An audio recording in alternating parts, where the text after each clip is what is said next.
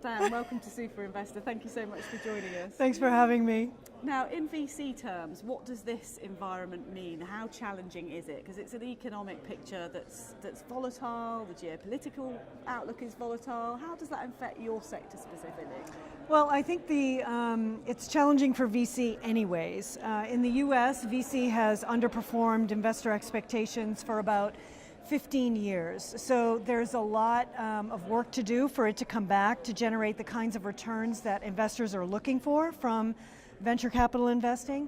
And I think in Europe, it's even more of a challenge because the European returns have tended in the past to be even lower than those in the US. So, there's a lot of interesting companies, a lot of interesting technology, but there's a lot of work to be done to generate the returns that LPs, that investors are looking for. So what would be a success story? What do LPs expect?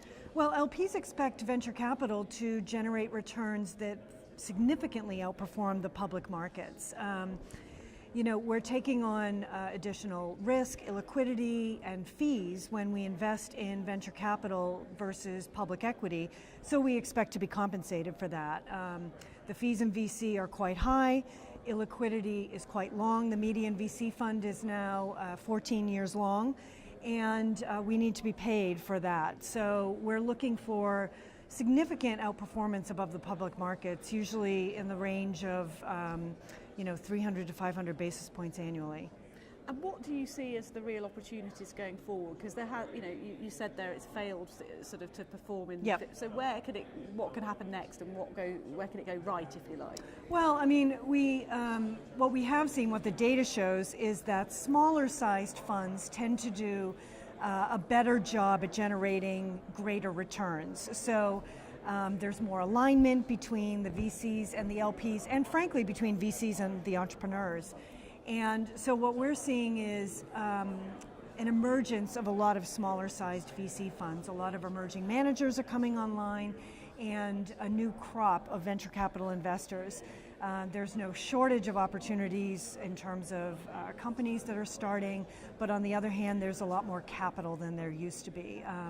Companies now have a lot of angel capital choices to pick from. They have equity crowdfunding. A lot of companies are bootstrapping, and there's a lot of competition among venture capitalists. So there's also a lot of money in the ecosystem. So what do you look for in a VC, and what should they be looking for in the entrepreneurs?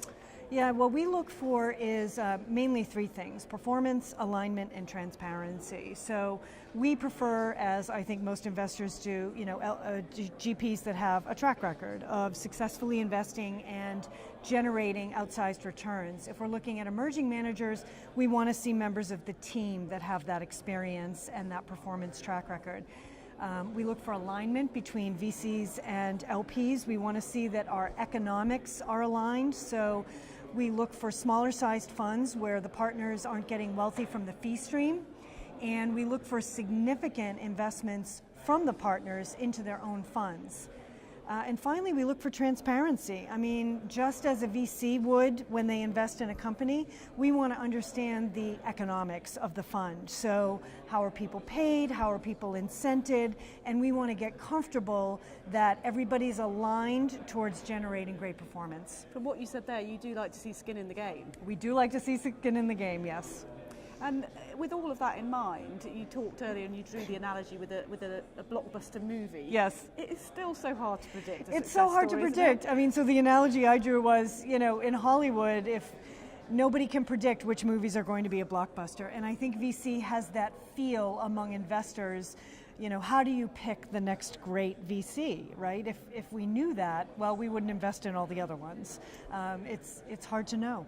Thanks so much for joining us. Thank you for having me. Good to talk to you.